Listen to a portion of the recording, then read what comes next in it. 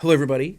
Podcast? Not the podcast. This is the Lost Mine Trading Card Game channel. My bad. I keep thinking it's the podcast. Bro. Every time we're talking to a mic for the Lost Mine, I think it's a podcast. True that. We're off to the races here with Raging Bolt versus We're moving. Flareon box, Eevee box with the Noctowls, the Fan Rotom. Dude, my hand is crazy here. I end up showing Landen, but my hand is literally like attack with Burning Charge turn 1 if I want to, but it's actually just bad in this matchup because I will be unfavored in the prize trade. True. It is so sad. It's the only matchup that Burning Charge turn 1 is like bad into. Yeah, I end up getting a very powerful start here as well. I get the Carmine off the 4 Meowth in my Raging Bolt Turbo aggressive deck. Whoa! We get the Terra Orb for the second Ogre Pawn. I think we're going to get some Teal Dancing going here. We got the Area 0 off the rip. We got a Teal Dance 1, get a Teal Dance 2. My hand is not great. I have the Kangaskhan for later, but my hand as of right now is pretty poor.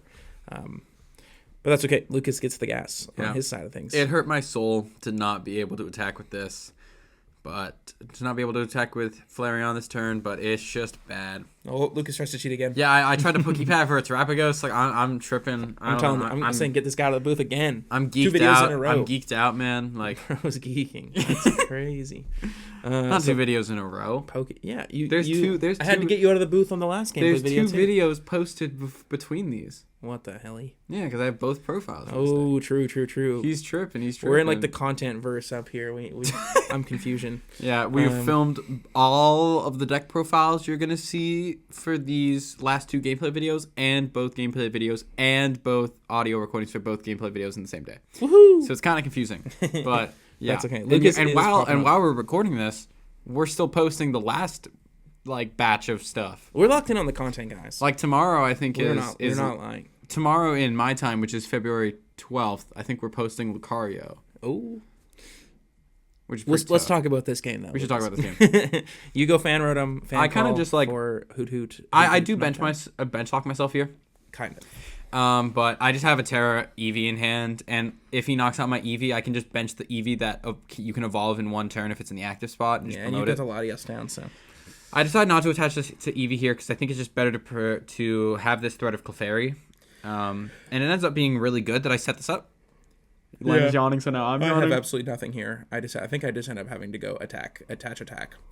Yeah, it wasn't great. I have Latias, which is nice in case you judge me or something. I have Latias plus Kangaskhan in play, so I draw a couple cards. At the worst, I do take Crispin off the prizes, so I will have attack into this Clefairy guaranteed. But if he'd have gone boss on my Eevee, I probably would. If he would have gone boss on my Clefairy, I probably would have attacked with Flareon into a Teal Mask, set up an Eevee for a Sylveon play, and then tried to Sylveon lock him. Yeah. That seems like the best play you can make in this matchup if you're trying to come back from behind. I miss Countercatcher with this kind of idea because you used to be able to go Countercatcher Judge. Yeah. Countercatcher plus something. Countercatcher's good? Who would have thought? No way. I'm currently selling, I have 2 gold ones that some guys trying to buy one of them before post run. I'm like, oh, sick, bro. He's also buying my Lux Capes and my Bravery Charms. Bro, this guy better not be watching this video because he's going to be like, wait, I shouldn't do that. Dude, I think he should. I mean, well, he's playing Gardevoir, yeah. Oh, so. That makes sense. So we got Crispin. We got Crispin energy on here. I want to set up an extra energy for potential Carnelian, I think, is what my mindset was here. Oh, no, it wasn't Carnelian. It was to make it so that next turn I could go attach to Eevee, evolve into Flareon, boss his Ogre Pawn. Yeah. So I hit my Crispin here. I notably have to do this first because I cannot draw my Lightning Energy. Otherwise, I am cooked. I would not be able to attack. So before I draw any cards, Landon was hating on his deck list doing this.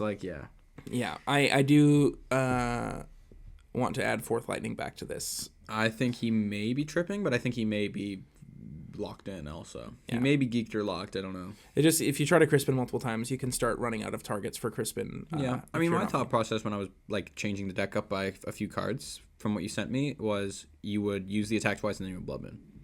Yeah, that's fair. I go for the 2/10 here. My hand's still not rocking with a whole lot. I think I do end up having a Meowth somewhere in there for next turn. And I do want to do Night Stretcher for Raging Bolts. In case I get judged again, I want to. The only real notable thing I do this turn is I kill his Ogre Pawn with 2 Grass Energy just to make sure that I play around Briar as best as I can. Which is not a card I play. It is a card I want to try. I think it's probably pretty good.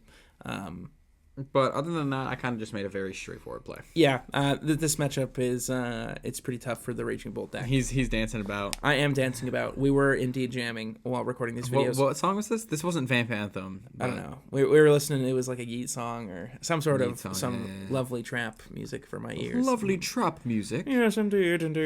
Yes, I like the 808s. The boss flaring charge. Power up the Eevee on the bench. It's looking pretty I have rough. a pretty nice play here. I just set both of them up to Carnelian on the next turn. And remember you were talking about you should have got Fez here. Yes, I should have grabbed Fez instead of the Hoot Hoot I grabbed this turn. Because one Noctowl is game. And if he goes like Gust my Hoot Hoot, I'm completely okay with that because my Flareon's alive, and then I can just like Noctowl or something. Yeah. No, not Noctowl because all of them would be dead. But I think Fezandipity was better to play around Judge here. Yeah, and I do go Meowth for Judge. I do have 4 Meowths, so I think Lucas should be expecting the Judge there. So yeah, definitely should have got Fez.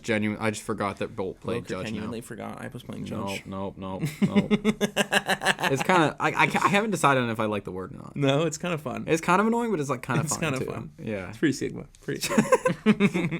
So I go ahead. I retreat out of my Kangaskhan. I do end up going for the knockout. I do notably leave an energy on the bolts because if my bolt dies, I lose, and I need to attack with it next turn. So it just doesn't matter. But I just draw the nuts, and I have Flareon, Pokepad for Noctowl, and he's just like, okay, screw you, bud, and I win. Snail him so hard. He was molding. Yeah. This matchup's pretty straightforward. Yeah, it's very aggressive. It's just who kind of draws what they need. I think Flareon's definitely advantaged. You have the Briar stuff. You always get a 1-press board state. I'll always have to get 2 tries board state. So I think it's definitely advantage for the Flareon side of things. But yeah, it's a winnable matchup for both. Yeah, I think both these decks are pretty good post rotation. I think Eevee's surprised me. The deck seems very good. It didn't feel like it lost very much. No, I know you're already playing Judge pre-rotation in a lot of lists, so like Noctowl plus Judge has been a pretty good combination for a while. Because your hand is early is awesome. Yeah, because with those decks you want to be aggressive in the early game, especially with Flareon, where you can go Sparkling Crystal, attack, and then power up your board. In that turn, you're like, I may as well Judge. May as well see if my opponent just draws nothing and I win the game purely off of that. Well, that being said, that's the gameplay. That's the thing. That's the vid. That's what we finished doing what the vid wanted to do. We hope you guys have been enjoying our post-rotation content. We're getting a lot out there. Lots for you to partake in, indulge upon. Yes, indeed. You know what you should do, though? You should like, comment, and subscribe. We are very close to 500 subscribers. We are 7 subscribers away as of recording on February 12th. Pretty swag. If we get to 500 subscribers, Landen will do squiggly arms on Twitter. Ooh, squiggly arms on Twitter. Also, let us know what you guys think of the camera angle. We were doing top-down for the first 2 videos. We're doing this more like from the side and up angle. Yeah, I think this kind of gives a better perspective of the entire board. When I was editing the other one, I found it was very difficult to cut the surrounding area out and then keep the prize cards in view. But this method should make it a lot easier for that. And this way, like, you see more of like us, like my face pops in and out. Lucas's doesn't quite, but maybe you feel like you're more involved. I'm just so tall. True. And definitely not at just a better angle to not show my face. True that. Follow us both on Twitter. Follow our Lost Man account. And I coach on Metafy. So all of that will be in the description. All in the description. So much thanks every single for the watchings. Last bit. So much thanks for the watchings. So many of it. Au revoir.